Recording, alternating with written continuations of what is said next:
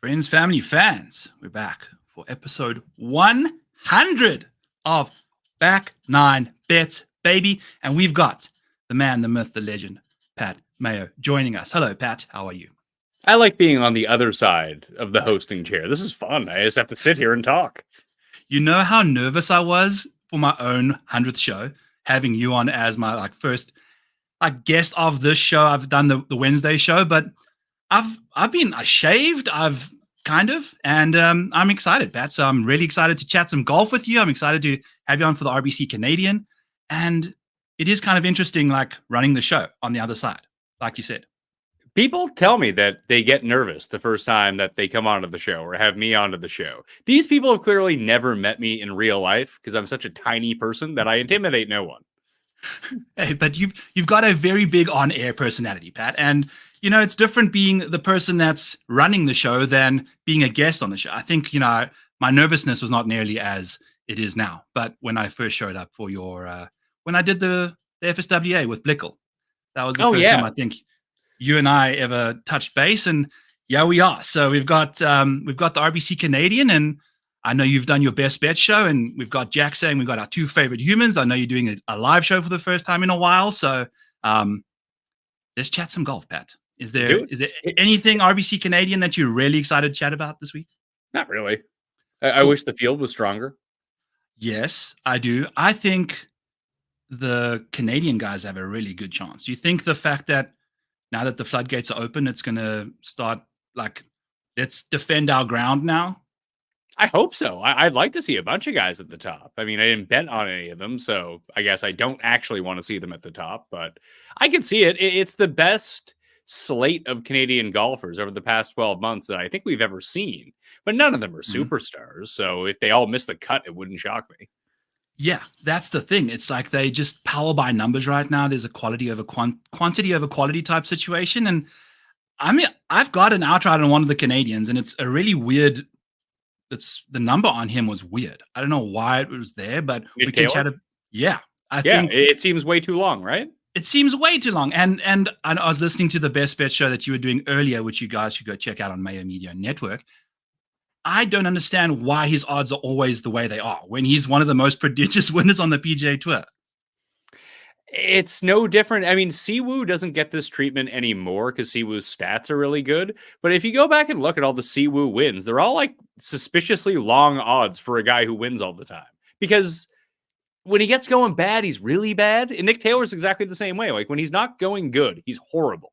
So therefore you think, well, it's over for him. He's never going to win again. But he just seems to pop up out of nowhere. He puts a week or two together and boom. When he is there at the end, he is very live to win.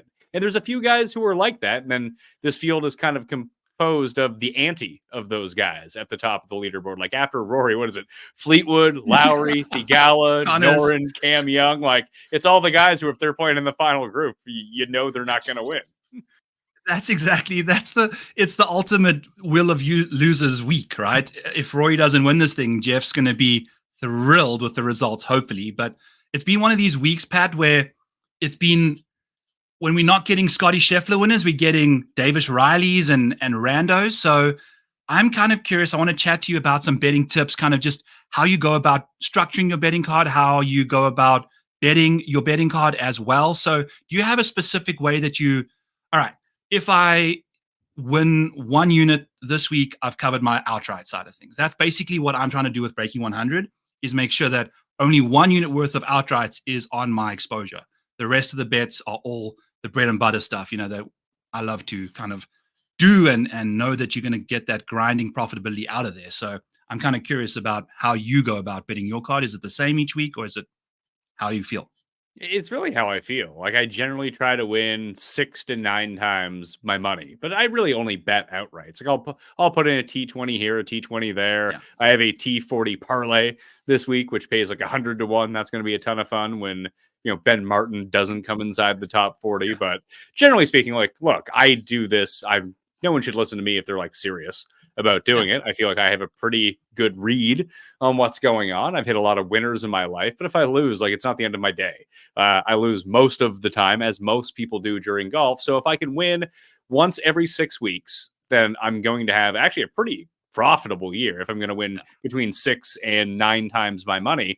And just you get hot every now and then. You hit 2 winners in 3 weeks, and then you're good for potentially 18 weeks of the season. That's more than half the season. So that's always the way that I try to look at it. Like even when you're going through cold patches or rough patches, like it takes 2 weeks to turn a season around.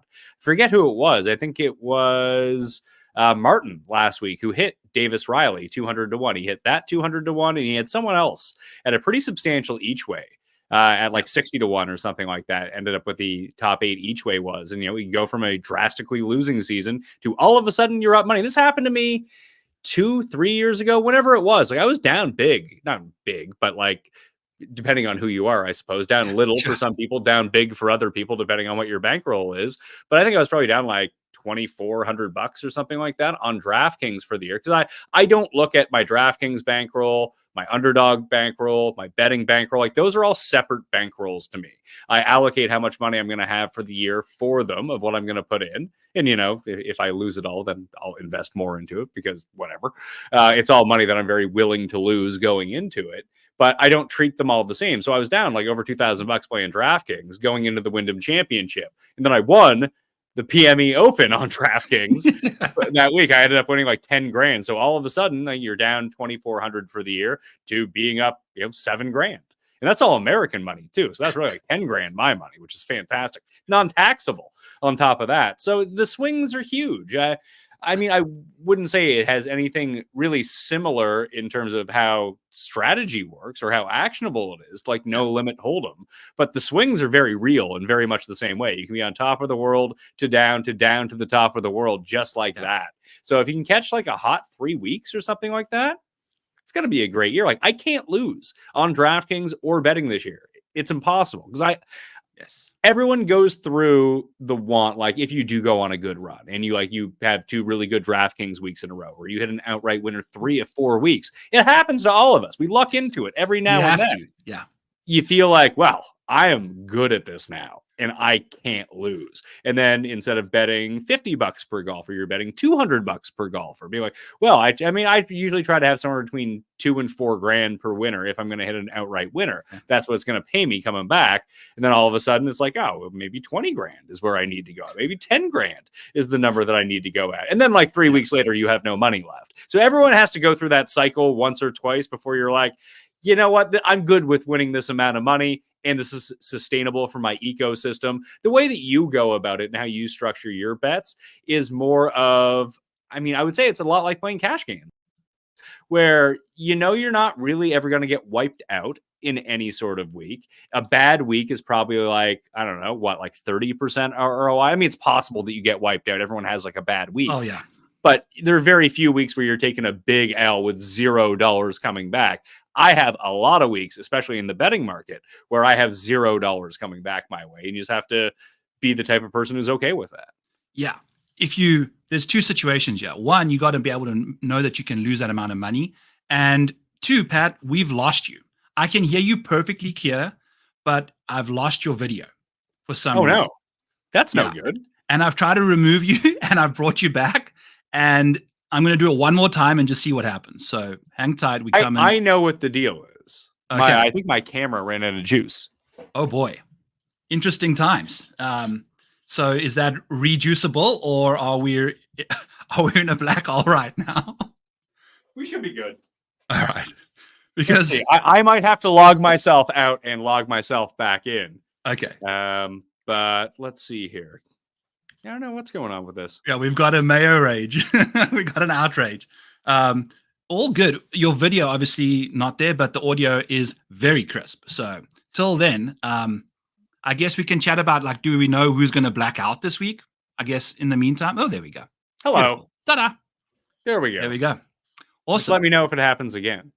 I will. I think everyone, the guys in the chat who's Christopher said you got blasted off to space. So we're glad you're back now. And we were chatting about some betting stuff. We'll get into all of this here shortly. But when you do bet your top 20s, your top 10s, Pat, do you bet to win a unit, or do you bet a unit when you're betting those kind of bets?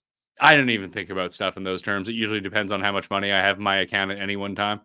Okay, so that's it. That's your Yeah. betting I'm not gonna philosophy. I'm not gonna come on here and preach like any sort of real strategy to No, what I'm up that's to. fine. It's all gut feel for me. Yeah, I think that's why Jeff and I get along so well with how we bet because there's no real rhyme or reason to it. I know. And when I first got into this, I was watching Jeff like do his breakdown of his bets, and it was like, wow, he knows exactly what he's going on about, And then I got into this, and I'm like, God damn, this guy flies by the seat of his pants, Like it's kind of, well, not by the seat of his pants, but his approach is so much more like casual in a way, like more stuff stored in his big old pip than like looking at a model, so to speak, which is it's fun, if you bet like that. Well, I think it's because, and I think more people are going with the model approach because it's probably more profitable and far more accurate. But hitting a winner in golf, it's obviously you can model it, you can do your sims and run it through and see what the actual like value is. It's not telling you really who's going to win, it's who's presenting the best value at the number coming through. That's not really how golf winners work, is it? It's trying to catch an outlier week on someone, which weirdly kind of reverts back to more feel than it does just running the pure numbers. Right. I do think that there's a lot more eye test involved when it comes to betting outrights because that's it. It's a finite situation. That's the one situation where only one outcome rewards you. Whereas top 10s, top 20s, you got 19 other guys, 9 other guys. You can have 22 other guys and still cash that top 20, which makes for that betting outcome a lot easier to kind of, realize. But like we've seen these guys model out, Pat, like Xander. The fact that he's just modeled out so well for so long, yet every time on Sundays till like the PGA Championship, he just hasn't had it, right? And a model's not going to really show you that unless you've got a very unique model that kind of breaks down hole by hole stuff based off pressure and things like that. That's when we know we've hit the golden age. Yeah, and just that's not even fun to talk about a lot of the time. Like, I think you do a really good job of being able to both translate what the numbers are telling you and still tell a story around it that people want to hear. I find that's one of the things that content creators get really bogged down to. Like, there's a fucking ton of really boring people out there, and they probably have great numbers. They're probably very accurate. But why would I want to tune in to listen to that? You can send me, I'll sub for $4.99 a month to your spreadsheet. You can send it to me. I can tell what the spreadsheet says. Thanks. If you can't convey what it says with a little bit of enthusiasm, why would I listen to you for 45 minutes? Like, that's not actually what people want. Right. I think, what was it? It was Matt Whitey, I think, was mentioning on a show I was listening to him with Andy one time. You need 3 things for content creation. And if you can have all 3, you've hit the Holy Trinity. But you got to have at least 1, potentially 2. And it's got to be tools, picks, and entertainment. Those are the 3 things that I have kind of based my whole situation around, is providing people with information, providing people with free money, aka picks. And then what you do so well is provide entertainment, because you can almost always provide entertainment and tools. The picks is the hardest part, right? Yeah, and people are still just going to pick who they want to pick. So it doesn't really matter what I say. People ride along with me. Some people ride along with Jeff. Other people be like, these guys don't know anything. I bet Bo Hostler every week, so I'm going to bet Bo Hostler. Like, people are going to do what they want to do. I'm not spending their money for them. Exactly. And then that's when you have a tool, then you can provide them for that. So that's the way to go. So love all of that, Pat. Do we want to chat a little bit about the Olympics and it's the Canadian Open this week, and we've got a whole bunch of Canadian guys playing. And we don't really know what the Olympics situation is when it comes to who gets what picks, but we do know that Canada only gets 2 this year. So far it's Nick Taylor and Corey Connors, Pat, but it's based off of official World Golf rankings. And I think we can kind of take a peek here and maybe just see, are there any guys that kind of show up this week that can kind of make a stake for themselves as Olympic candidates for the Olympics? Because we've got Corey and Nick Taylor as the 2 guys right now. Well, I think if Pendrith gets another win, Hadwin picks up a win, Hughes picks up a win, I would think that they would probably leapfrog both Taylor and Connors and push Connors out for the moment. So high-end finishes for any one of those guys. Svensson, even at this point, probably. I mean, his game is starting to come around a lot. If he could just putt, it would be fine, but he's not. It's strange, though, that like there's only 2. Like, even like running down the rest of the list, it's funny because I was trying to think, and maybe trying to think about what would be like the the most recent like heyday of South African golf, like when Louis and Charles and Ernie was still kicking around? Yeah, that Ernie, Charles, Trevor Immelman Masters run. Like not the Ernie run, but the Charles, Trevor Immelman time frame there when Louis was right in the mix. Then we had those two guys knock it out for us when I was still in school, basically. That was, I think, the epitome of, when you got two guys from the same country popping on green jackets, your country's had a good run, right? Yeah, and Louis was there and ended up winning a claret jug, and then so did Ernie a little bit later. And then Goosen had the two as well. That like they're now Goosen's Zimbabwe, isn't he? No, he's a South African. Is he South African? Yeah. There's someone. Maybe it's Nick Price. Nick Price is Zimbabwe. Nick Price is a Zimbabwean, yes. Yeah, and Brendan de Jong. Oh, he's Zimbabwe too. I forgot about Brendan. Was he the most profitable golfer ever who never won? I don't know. Maybe. I think he had like 500 starts on the PGA Tour or something like that. He never had a win, but he never won. That Brendan de Jong was the one person that I got taught. And I told you this on Twitter when you were asking for swing advice. He said, if you're looking to make sure that you're hitting a draw, you grab the bottom, you grab the grip with these two fingers, your two trigger fingers. You got to make sure that those are what you hold the grip the tightest with. If you're looking to hit a fade, these two guys, these two fingers right over here, that's what you grip the club with the hardest to make sure you hit a fade. So the bottom is a draw, the top is a fade. And that was Brendan de Jong that told me that on a driving range one time. So fun fact over there, he's awesome, but obviously didn't know how to win on the PGA Tour. So tough scenes for old Benny de Jong. So it feels like South African golf and Canadian golf are in very similar positions at this point, where there's no real superstars. The superstars that you had are all just old now. Like Louis still probably the best player of all those guys. Burmeister seems like a real guy. And like Charles well past his prime, where all these Canadian guys are a little bit young, but there's just no superstar.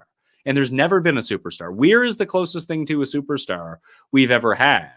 And he was a top 10 player in the world, but no one would have called him one of the best players in golf at really any time. That run that he had up to the Masters was a fantastic run, but that'd be like, I mean, it's probably no different right now than people like Joaquin Niemann's a top 5 player in the world. It's like, yeah, he isn't, but that's nice that you think that.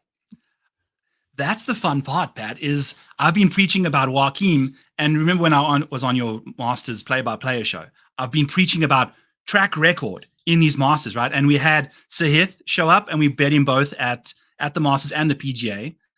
And what happened? Sahith was in that final group for the first time in forever, or the first time in his career in a major, and shit the bed. And we've seen Sahith win on the PGA Tour. So majors, you have to be there in order to do it. So Nick Taylor, in my opinion, is the one superstar option that Canada does have, because when he gets in contention, Pat, he's a savage, man. Like he reminds me of Sam Burns in a weird way. Yes. And like Cam Smith. They go away, but generally, I mean, Burns couldn't close out Nicky Dunlop when I had money on him, so that was no fun. But generally, when Burns is in the mix late, he wins. And Taylor's kind of the same way. There's a few guys. Kisner was weirdly like that too. Now, Kisner had some big near misses. The 2017 PGA Championship, the 2014 Players, where he just kind of missed out on the end. But like he has, 4 or 5 wins? So it's shocking that Kevin Kisner has that many wins. Yeah, and it's the putters, right? If you think about all these guys with the putters, some of the guys with the putters, the reason they win is because of the putter, and some of the guys with a good putter, when they're putting well that week, on Sundays it disappears. And that's the difference between some of these winners and some of these guys that aren't. And I'm in the middle of doing a research, Pat, where I'm trying to figure out, okay, what are the boxes? What are the most important boxes to check for a winner? Like each tournament that shows up, am I going to bet a guy that won it last year? Am I going to bet the guy that won last week? If I keep betting that guy somehow, will I just luck into a winner throughout the year? That's kind of what I'm trying to think, is like, what is the formula to perfectly put these guys in your betting card based off of all these different criteria? How often does a repeat winner happen in a year? How often does a repeat winner happen the following tournament? Davis Riley just withdrew, so that's not going to happen this week, but we've seen it happen. So I'm kind of curious about that kind of philosophy. Well, I mean, I'm betting Akshay this week, so hopefully he can win twice in 1 year. Right, but twice in 1 year, we've seen Scotty do that. Like the trends are like, yeah, do you bet a guy that's won once? Do you bet a guy once he's won twice? Is that too much? Do you stop betting him? What's the situation, right? Like that's the fun part about all these outrights. Well, it's funny because you almost have to point to what's the most consistent thing in golf. Is it your putter? Obviously not. It's not your putter. Is it your short game? Not really. That's course dependent, rough dependent. The style of mowing, the weather that day, the different elevation changes, green side. Is it irons? Well, yeah. If you could consistently hit your irons as well as Morikawa used to do, you'd win all the time. But when you stop doing that because it's hard, like Morikawa now, you don't win anymore. Just looking right now, like who the best off the tee players are in the world, they're the guys who win. Right. Because the Scheffler, dominoes. Xander, Rory, Morikawa is now up there. Who else? Wyndham Clark, Dean Victor. Burmeister, Sung Jae, Victor Hovland. Like if we think about the past 12 months, like these are all the guys who've won. Yeah. Yeah. John Rahm, when he was doing his thing, one of the best drivers of the world. So maybe that's the thing, Pat. I'm going to be figuring all this stuff out and drawing correlations between all the different strokes gains and finishing positions and track records prior to. So we're going to have some fun information coming from there. But it's the RBC Canadian. Yep. Hold on. Even to look at it, I never really even pieced this all together. I'm just looking at all PGA Tour players past 36 rounds, strokes gained off the tee, who those leaders are. Like even Taylor Moore is up there. Chris Kirk is number 30. He obviously has a win this year. Ben An is 22nd. Obviously, he's competed a bunch. Eckroat is 21st. He has a win this year. Sahith is 20th. He has a win. Brendan Steele, weirdly enough, is still 17th. He has a win on Live Adelaide. Burmeister has a win on Live at Doral. Hovland won, 4 times? Clark has won 3 times. Sung Jae hasn't won, but he's still kicking up there. Keith Mitchell should have won 3 times, but he hasn't. He's number 9. And then you have Rory, Spieth, Xander, and Scotty. Spieth being the 4th best off the tee over the past 36 rounds of all players in the world is shocking. It's dad's strength. That's all you can attribute it to. The guy's game has gone off the deep end, Pat, but just turning himself into one of the greatest drivers of the golf ball on the PGA Tour right now. And it's meaningless because he's not doing anything with it. Now, it is kind of crazy, though. Like all these guys, like Horschel, Hideki, they're all inside the top 50. Straka, who's made some good runs, is inside the top 40. So just guys that have won on the PGA Tour so far this season are just the guys who lead in strokes gained off the tee. It's the opposite of what you were always told of drive for show, putt for dough. It's actually drive for money, and you win. That's exactly it, because I grew up chipping and putting my life away, and it's been worthwhile because my irons suck. So I can chip and putt really well. But had I grown up knowing, okay, Byron, if you become the best iron player in Johannesburg, you're going to have some success, bud. Just get your irons dialed in and your driver. I'm a good driver, but get your irons dialed in and you're going to succeed. No one told me that. I've just been chipping and putting and making as many pars as I can. That doesn't help. You got to make goddamn birdies. And the only way you do that is by hitting your irons close. So I don't know, Pat. We got coaches out there that are delusional. They stats derived and deprived. Sorry. So I'm going to try and go out there and change the world when it comes to that. So let's get into the RBC Canadian this week. I know you've chatted to your guys on the best bets already, but feel free to pop out any outrights that you have for this week. We can kind of chat about just where we're going this week, because I've only bet two names. I've stored tons of bullets for live ads this week. I bet 6 guys. Okay. And 2 of them are absolute goobers, so they probably don't even count. But Jeff Ulrich sold me on David Lipsky at 400 to 1, so I did that. That made some sense to me. I love the top 20 bet on David Lipsky at 12 to 1 for top 20 is a pretty big number. Yes, that's a fun bet. And then Cam goes and says, well, why don't we just bet the top 40 at 320 to 1, plus 320? And then Jeff mentioned, you know what? I prefer risking less and taking advantage of his upside, which I thought that was a really good and constructive interaction between Cam and Jeff, which doesn't typically happen the most times in the world. But I felt like Cam actually provided a softball there for Jeff to really kind of teach the people, okay, there's specific ways you bet specific guys, and you bet these volatile guys with long numbers for the volatile numbers.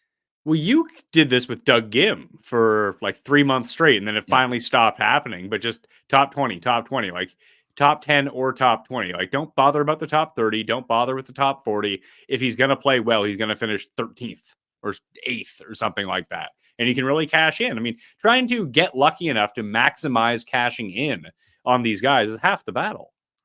Exactly. And trying to find the right market to bet these guys in is exactly that.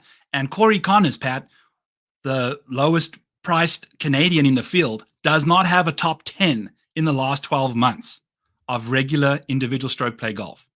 Yet his top 20 rate is nuts. Like he's repping out top 20s like crazy. So that's another example where you can find a value on a specific golfer when one market is ass and the other incredibly nice. Like going to Corey Connors when you've got all of this top 20 equity and 0 top 10s. Like to finish top 20 that often, Pat, and not finish top 10th once is a talent, in my opinion.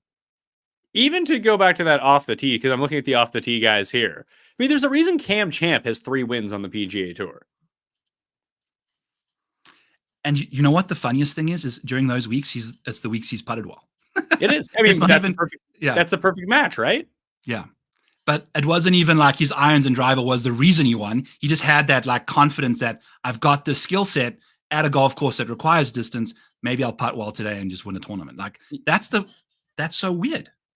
Yeah, like at the Fortinet when he won in Napa, he did gain almost like 7 strokes off the tee and just played really well that entire week. Sanderson Farms is like the biggest like outlier that you can find. He gained 6 strokes off the tee and 9 on the greens. That's essentially how Bryson wins tournaments, right there.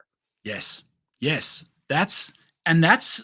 are two. Well, the one's volatile, the putting side of things. But the thing is, Pat, there's guys that putt well routinely. Like everyone's constantly mentioning the volatility of putting. There's some instances where you can rely on guys like Denny, like Sahith, that will putt well all the time, and putting is a reliable trait for the most part if you figure out how to kind of figure out where to adopt these guys when they're putting well. Well, S.H. Kim, I think, is a really interesting one for that because he putts really well and sometimes his driver shows up. But Theegala is kind of the new king of this. He's the best putter on tour by the numbers, and he's one of the 25 best drivers. Like it has to come for him sooner rather than later. And I'm glad. Listen, as someone who bet on Theegala at the PGA, I'm not glad that he kind of gagged it away on Sunday and never put himself into contention. But I'm glad he got that out of his system now. Yes. Where he's been in contention, he's gone through the ringer. We've seen it with so many different guys who went on to win majors that you need to have that just huge letdown on Sunday at a major championship before you can get over it. Yeah, it's only the true prodigies like Spieth, and you can maybe call Colin Morikawa a prodigy, but like to show up and just do it. And even Spieth had his second place at the Masters before he won. He lost to Bubba Watson. Oh, wow. Yeah. I thought he won way sooner than that. So yeah, the second place, boom, there we go. You need to have that taste. So definitely agree with that. And then I've bet Sahith this week, Pat, 22 to 1.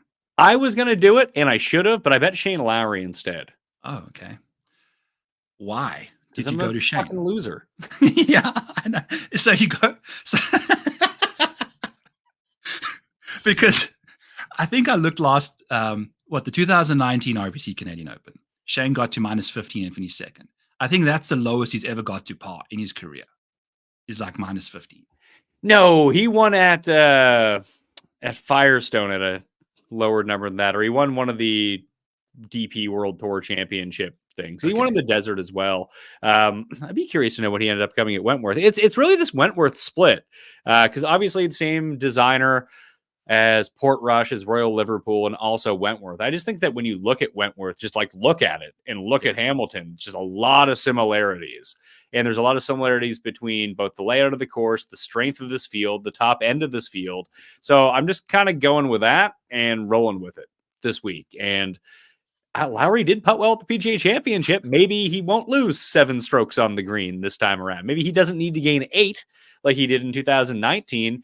But when you see it's kind of the collection of names that were at the top of the leaderboard, like, yeah, Snedeker is a good putter, obviously, and Kuchar's a good putter. This we know. The rest of the guys, like Rory's not a great putter. He can be from time to time. He can get super hot on the greens. But everyone else who was up there, like, you wouldn't qualify them as a great putter by any stretch of the imagination. I think these are just really easy greens. I was looking, and the reason I've gone to guys that can putt well is because that top of the board was just putters and just guys gaining putting. And it doesn't really, I guess, like you said, some guys didn't show that they would be a good putter entering the week and did. But at the end of the day, you got to putt well, and guys that putt well will putt well again. So the chances are much more likely you can find the guy that putts well if he's a good putter, right? Oh, But 100%. So that's why I should have went with Sahith over Lowry. I didn't. And I also, instead of betting Alex Noren like the rest of the world, I decided to bet on Cam Young. I got him boosted up to 40-1. I just thought it was strange that that was his number. It had nothing to do with him. Yeah. It has everything to do with the number. That I know that he has the skills to win a PGA Tour event. But he's played his best golf so far this season in the weaker field, non-signature events. He has 3 straight top 10s in non-signature events. So we have the Valspar, the Valspar, Honda, and Phoenix.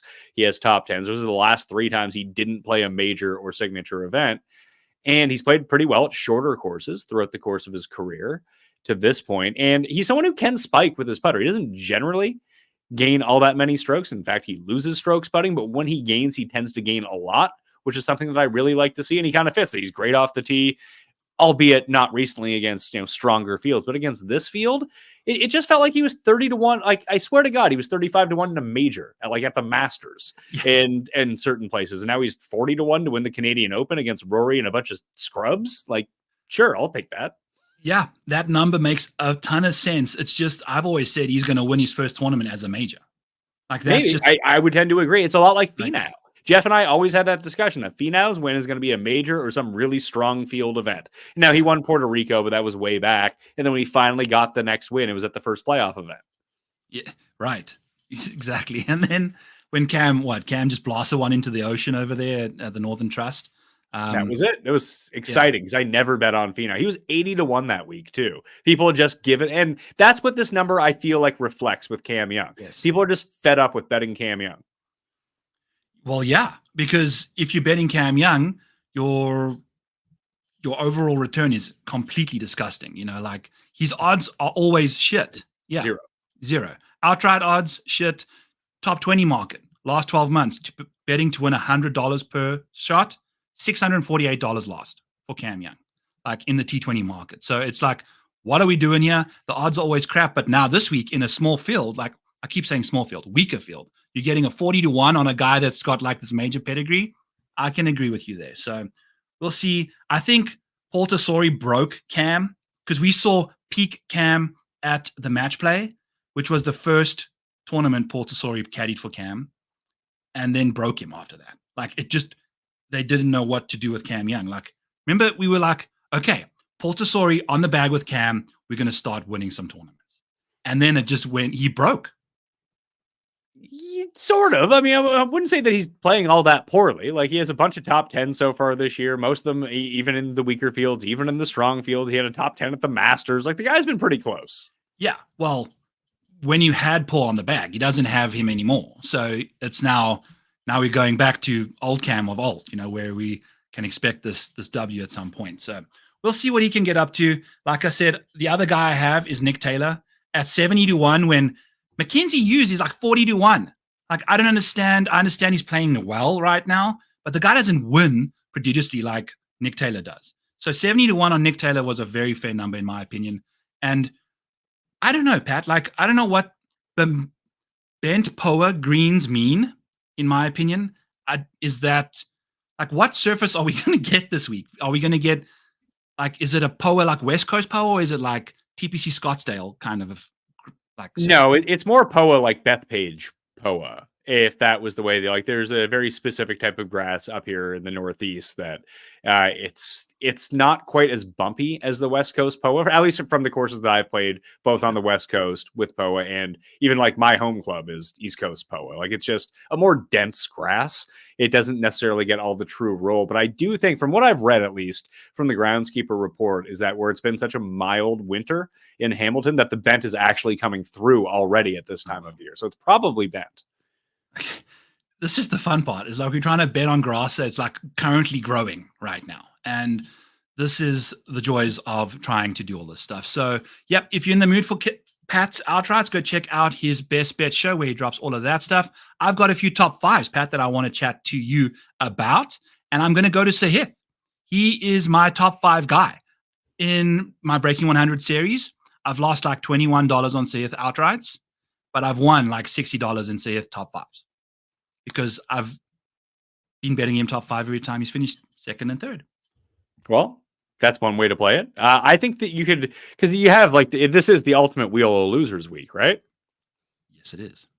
So Unless let's you're betting say, Rory, but yeah, let's say Rory wins and just takes all of our money. So what do we do after that? So I was looking at it. That I made this weird top 40 parlay with like losers from the back of the field. But if you didn't want to do that, let's go including ties. Make it easy on ourselves here. We go to the top 10 market. Fleetwood top 10, Noren top 10, Lowry top 10, Cam Young top 10. Those guys love coming in the top 10. That pays 108 to 1. I'm going to bet that right now. $25 pays 2,700. There you go. Let's go. So I would prefer that. Just do me a favor and bet that top 20 as well. Just because those 4 guys? Yeah, those 4 guys. Because when you said Lowry top 20, like top 10, he just jumps so much quicker to like a top 20 market than a top 10. It's only 18 to 1 for the top 20. Top 20. I guess. Yeah. All right, we'll go 25 on that as well. That pays substantially less. It does, but I think the chances are like I like well, that. That was one thing that really did jump out to me about that leaderboard last time was obviously Rory won. He was the favorite. I think Dustin came T20 and he would have been the second favorite, but almost everyone on that leaderboard was like one of the betting favorites that week. Right. Do you think it's because the course is so it makes, is it just because they're good at golf? Yeah, I don't think it put up that much resistance. I think it was a weaker field, and somehow being even a shorter course, you think that would open up the opportunity for a lot of players. But that year specifically, that it just seemed like it weeded out the talent. Like people can get very upset at Valhalla about the way that it played, but I think it did a pretty good job of showing you which guys were playing the best. That's the thing. It's the best play the best when they need to, and it doesn't matter where you put them. So I agree. And I think in this field, a lot of these Canadians are close to the best. You know, like 5 of them are inside the top $7,500 of the DFS world, right? So there's a decent chance that someone finishes inside the top 5. So I've bet them. I bet Mackenzie and Adam both for top 5s at plus 750. Matt Anderson is the guy you want to bet. What he's 33, you said, for top Canadian? Yeah, the 33 to 1 top Canadian. I bet that. Who's Matt Anderson, Pat? He is the better looking, more athletic brother, or yeah, he is. He's Cuss' brother. So Cuss is going to be on the bag with him, cursing all the other players. So that's a big advantage right away. Now, Matt Anderson is the current points leader for the Fortinet Cup, which is the PGA Tour America circuit, which is the combination of the Canadian and the Latino America Tour that they're doing right now. He's played 6 events. He has a win and 2 top 3s to go along with it. Just seems like he's a pretty good player who's in pretty good form.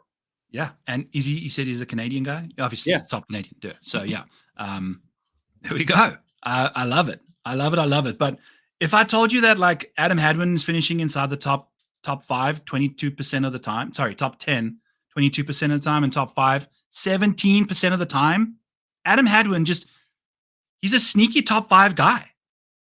How often does he actually come inside? Like that's what he's doing? 23 events, 17% of the time. So let's make it 20. That's basically like 3 top 5s in his last 23, which is no, that's more. 23, 2.3 is 10. So yeah, we're almost looking at 4 or 5 of those 23 being top 5s. Interesting. You don't think about it. He has 2 this year, right? He was at Riv and he was somewhere else. I can't remember. Yeah. And he was in the playoff at the Rockets, last year. He just like he's that Angela gif with Dwight. Like fuck, like where did you just show up from? It's just like out of nowhere. There's Adam Hadwin inside the top 5. So I'm all about him. I love him a lot. And Mackenzie Hughes, if we're looking for putters, I mean, he's the best putter of all the Canadians. Maybe Nick Taylor can rival him when he's feeling it, but consistently, freaking Mackenzie's the guy, right? So that's the one you want when you're looking for Mackenzie. Of the Canadians, Pat, who do you think is going to be the biggest disappointment this week between Corey and the other 4? It's probably Connors. This is a putting contest, and you have the one guy who can't putt. Yet he is the shortest and the highest priced of them all. because he's the best player, but this is Yes. just not the sort of venue, I think, for him. He needs to play longer, harder tracks, which is weird based on his skill set. But the higher the score gets, the better it is for him. Like you've seen him play really well at harder Masters. You've seen him play well at harder PGA Championships. The Arnold Palmer Invitational, when the winning score is single digits, is generally when he does his best work. It's almost kind of like what you said with Shane Lowry. Like you don't see him winning a -20 tournament. Yeah, exactly. And I think also with the long irons, like Corey's a good long iron guy.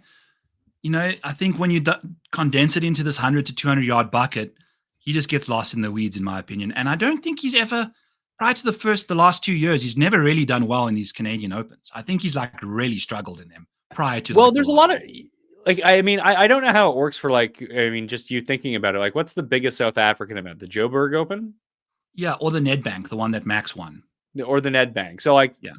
do the people of South Africa put way more pressure on the South Africans that week than they just normally would have? Because that happens. That happens in Canada. Like all of Canada for years was just like Mike Weir's got to win, and Mike Weir had like one good Canadian Open. VJ tried to give him a win at the Canadian Open, and he crumbled. There was just too much pressure.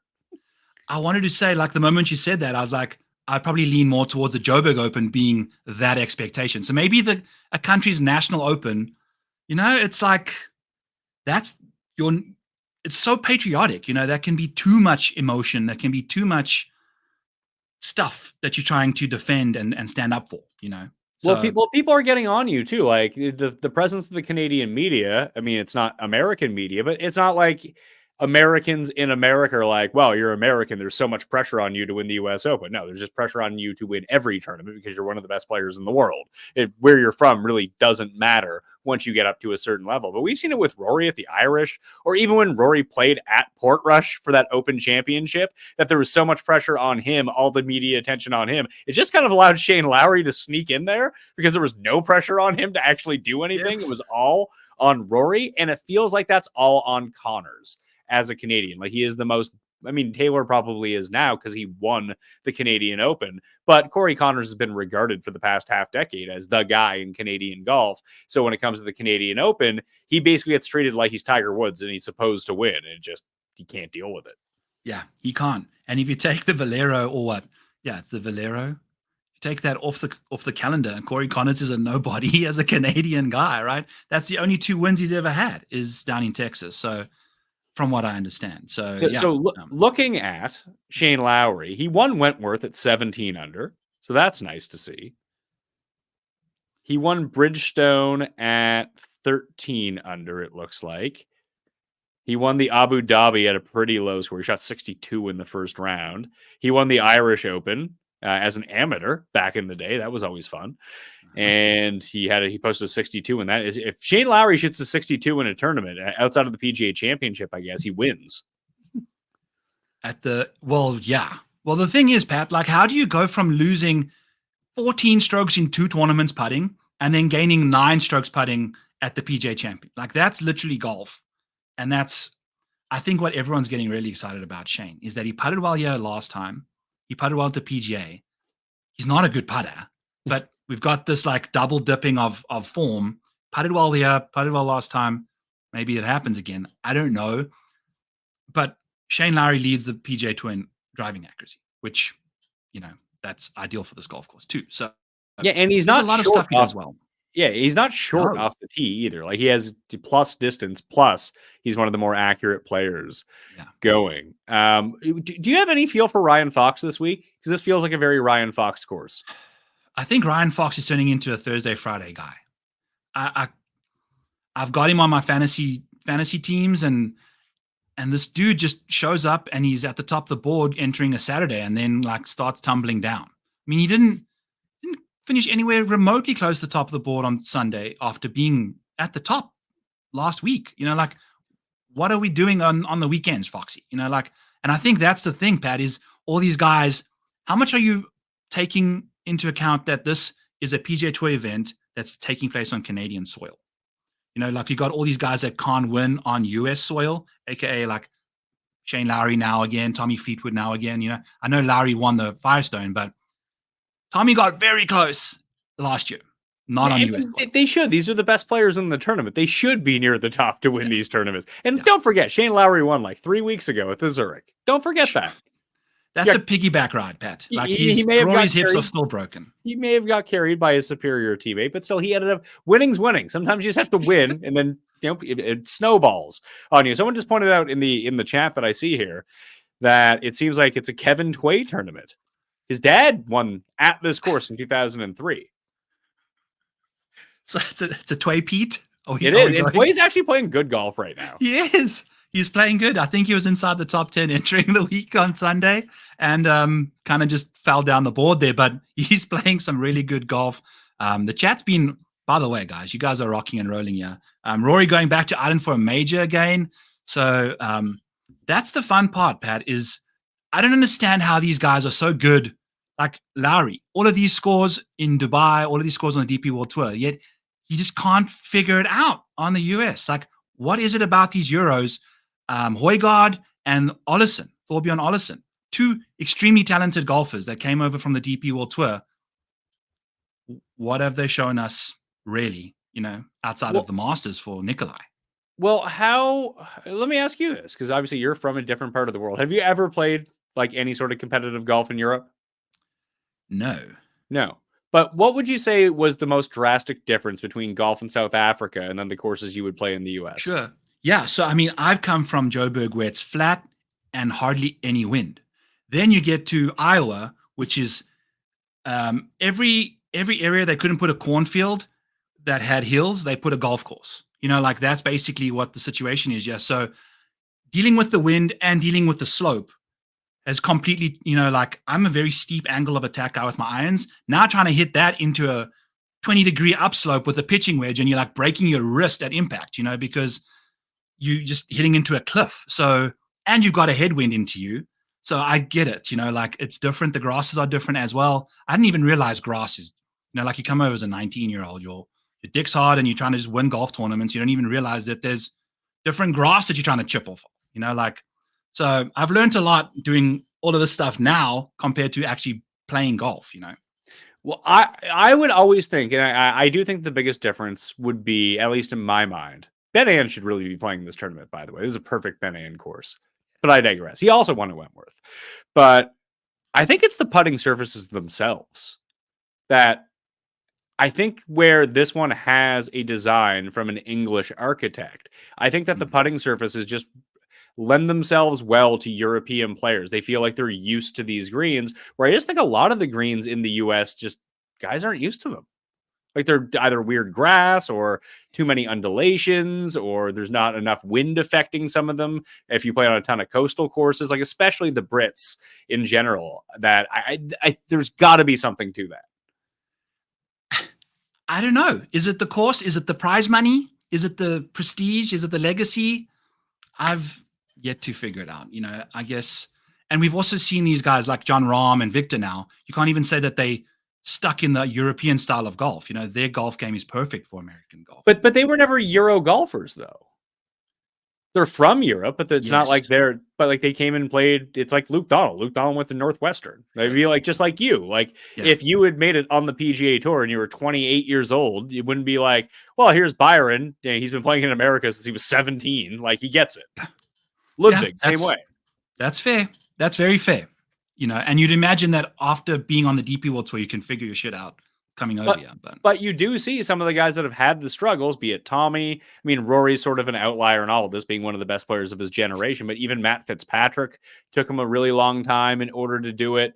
Justin Rose, when he first came over to the U.S., it took him a little bit that they'd had all the success. Shane Lowry is another one. And those were the guys that grinded on the European Tour and played their way over. Matt Wallace has a win over here, but I think it was in Puerto Rico, that he's sort of another one. Like he was kind of like the Nick Taylor of the European Tour for a while, where every time he would be in contention, he'd just win in Europe.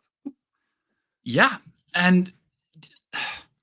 But do you think it's the courses, Pat?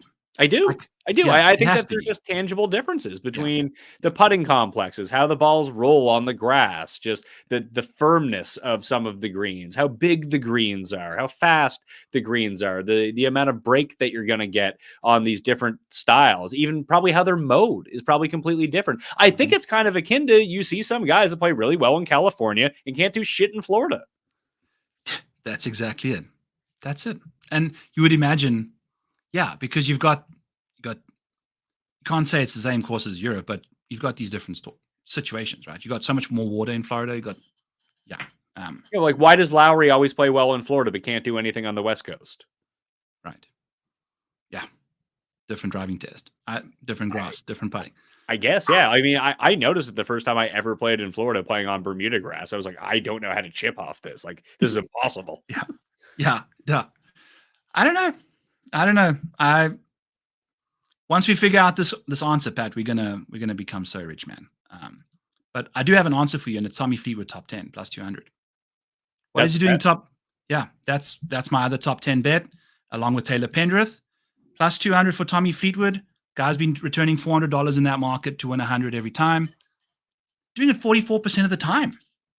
Tommy top 10. Like, this guy's just under the radar top 10s, just repeat after repeat. Like, you don't realize he's doing it, but he is.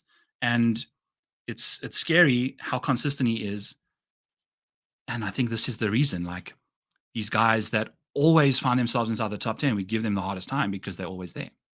Yeah, absolutely. It's the same reason that Rory gets nagged all the time about never winning a major. Like, yes, he won 4 and he hasn't won in a decade, but he has like a third, a second, 5/4. Like, he's always just kind of there and doesn't win. So we give him a hard time. If he had just come 60th in all these majors, no one would care.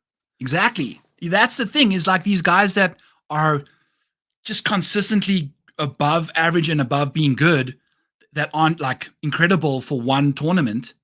It's just they keep getting this bad track record. And I think Alex Noren is starting to develop this, Pat. He's got, I think in his last 10 starts, or his last, what have I got it over here? His last 9 starts, I think, have 7 top 20s, and the other 2 are 23rd and a 24th. Yeah, he's just like Cam Young. He's around all the guys in that area of the betting board are all the same guy. Yeah, it's the same person. So bet Alex Noren top 20. I think that's the bet for him. I mean, you can't see, how are we getting plus money? And I know this is going to clip this, but how are we getting plus money on a guy that's worst finish in his last 9 starts is 24th? And we're getting plus 110 on a top 20 bet in the RBC Canadian field. Here we are. But everyone is just going to bet him to win. Right. So, whereas I'm betting just stalwarts like Aaron Rai to win and Akshay Bhatia to win. Those are my guys. Akshay, I don't mind. Aaron Rai, oh boy. We're going to see some heartbreak this week because we got some serious, but someone's got to win this thing, right? And we've seen it's Xander Davis Riley, who's the third guy now. Well, it's just going to be Rory by 2 touchdowns. That's the most logical answer to your question. Yeah, Rory's going to go as under par as the entire rest of the field combined. I think that's potentially how we see this thing this week, and who the heck knows, but we'll take him. I'll also, my final bet, Pat, for a top 20 is Corey Connors at Seamus Power at plus 300. If you think about Seamus, he's got 2 top 20s in his last 3 starts. If you think about Seamus at these short positional golf courses, Pebble, RSM, not RSM, the Bermuda, these are all random shittier fields. Seamus Power, I'm almost tempted to pull the trigger at 100 to 1 for him. So I have a few of these guys highlighted. Seamus Power was one of them. Victor Perez was another. I bet Bryce Garnett at 160 to 1 with a top 8. Ben Martin, Kelly Craft, Lonto. If Lonto could remember how to putt, he'd be really good. Yes. And he's healthy-ish again, so we're waiting for that. The other one who's sneakily playing pretty well is Berger. Yes. It's back. The driving is back. The irons have come back. The chipping has come back. He just can't putt, but that was never really like a problem for him. Maybe he lost it when he hurt his wrist and sat out 2 years, but putting was never an issue for him. He was always a pretty good putter. His putting routine, maybe he forgot his putting routine.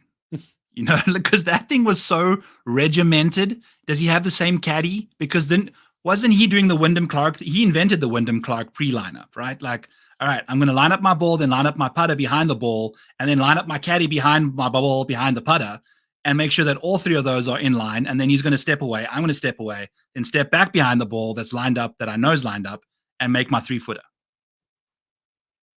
Maybe he needs to go back to it. You should DM Daniel Berger.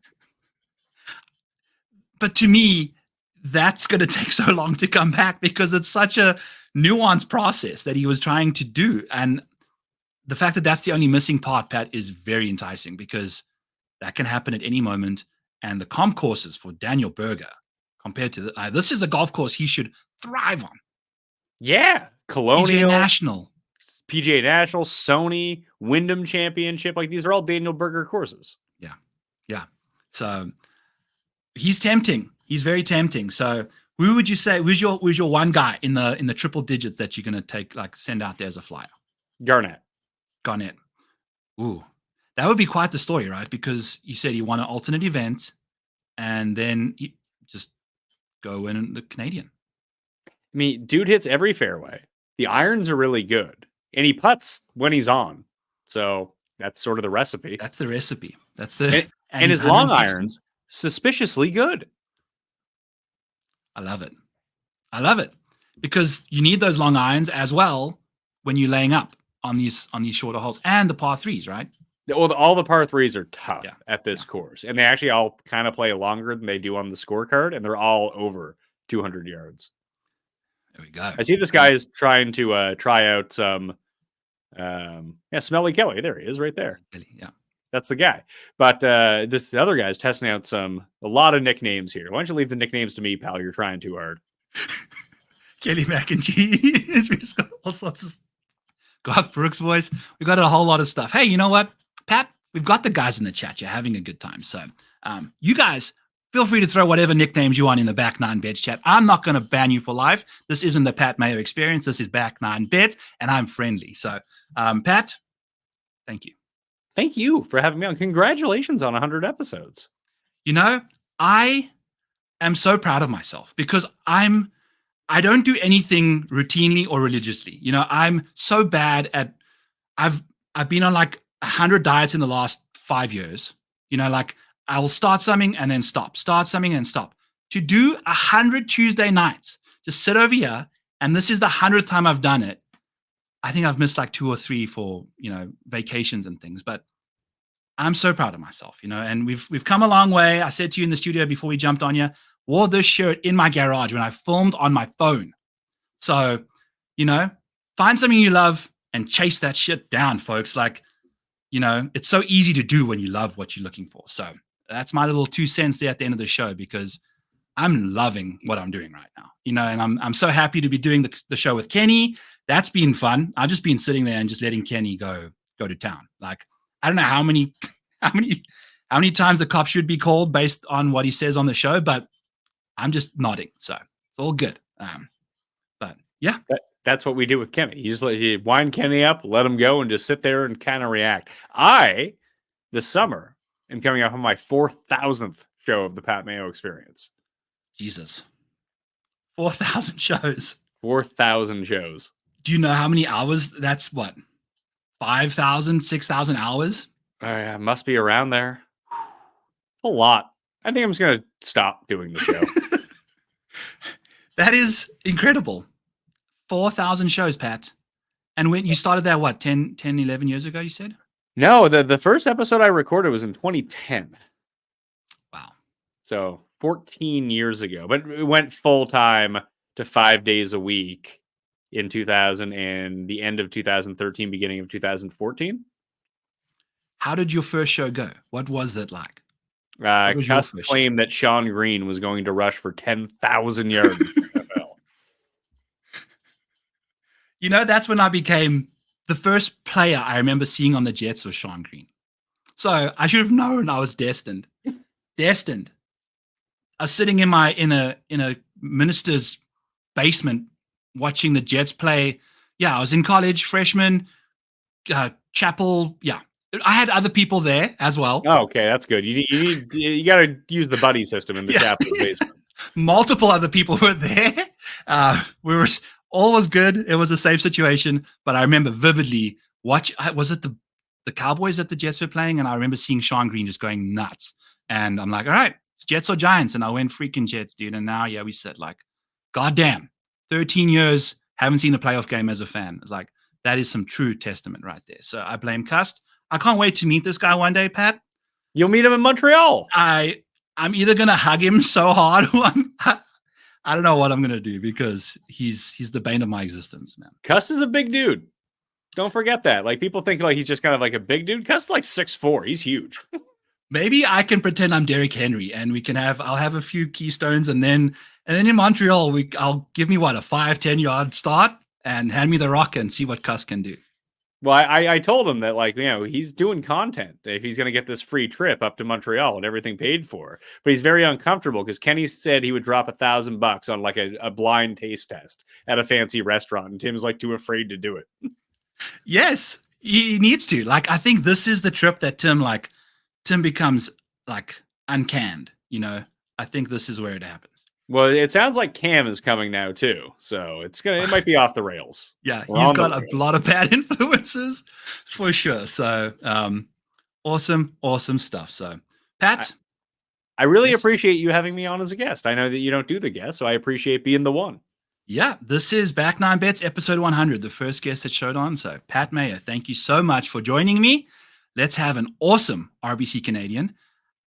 Feel free to tell the people where they can find your stuff if you want. I know that anyone that's watching my stuff already knows where your shit is, but if you want to say anything, go for it.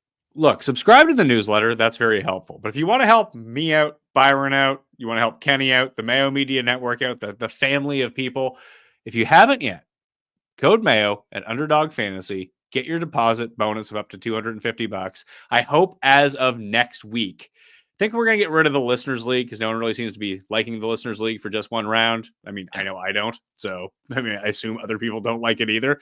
But instead, we're going to do a pick'em tournament for every day of the tournament. So you have to play like a 5-round pick, like a 5-way pick'em, and you have to do it each of the days. And whoever gets the most right out of 20 at the end of 4 rounds, like, wins a prize. That's cool. I like that. That's a good idea. And it's daily too.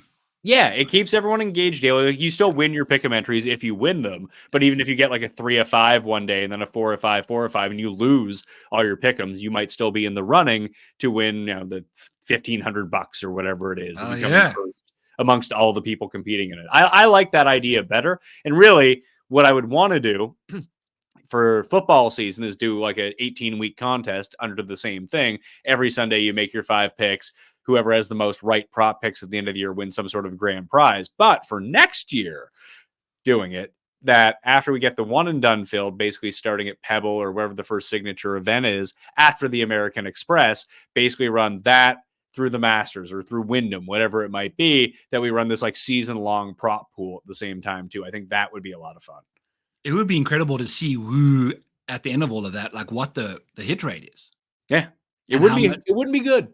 No, it's not going to be good, but it would be interesting to see, like what your best chance is at winning tons of cash. So, yeah. And I think that format makes more sense for my viewers, especially because they were so conditioned for so long to go play in the Listeners League on DraftKings, where you don't need to wait around for other people to come join you, which is kind of the drawback of the drafts. Like, I love doing the drafts when I'm doing them. I don't like sitting in the lobby waiting for other people to go join the draft, like waiting there for 10 minutes. Like, I want to make my picks now. So I want to make them now, like you would do on DraftKings. This is sort of the in-between of that, where you're never waiting around. You can make whatever picks that you want to make. And you're going up against other people at the same time, but at the same time doing your own thing. I love all of that. Yeah, that's baby. And, you can make a really nice prize at the end of the year for that too. Like it'll be some handy cash. So speaking of handy cash, as we get out of here, PJ 100 saves you $100 off Rotoballer Premium right now this week to celebrate not Breaking 100, episode 100 of Back Nine. I've got Breaking Bad 100, yeah, baby. You got all of the stuff, but just use code PJ100 for $100 off this week only to celebrate episode 100 of Back Nine Bets, baby. So Awesome stuff, Pat. Let's hit some freaking winners. It's a hit week for me. Let's see these Canadians all finish inside the top 5. That'll be very, very nice. And awesome, folks. Hit that like button, hit the subscribe on the way out, and we'll catch you guys next time.